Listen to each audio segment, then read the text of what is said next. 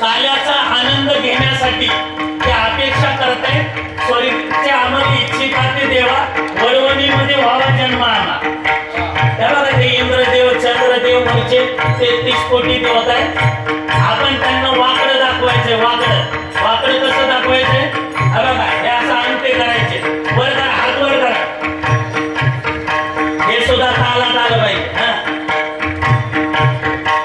हे वाकडं कुणाला आहे? देवता लोकांना.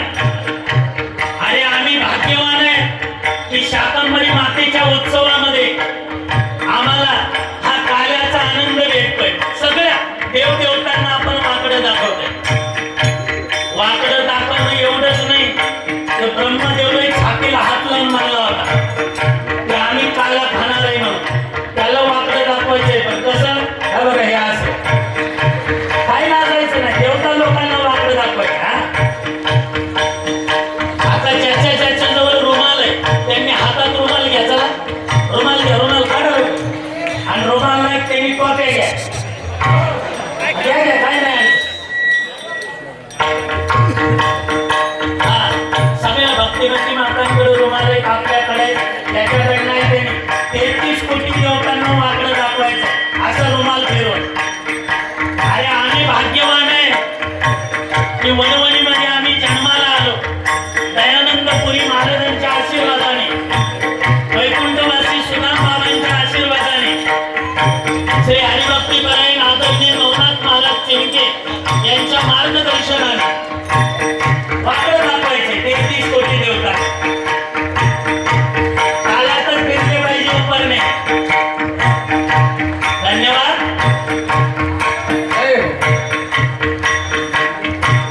काला देत असताना काला दोघांनी दिलाय.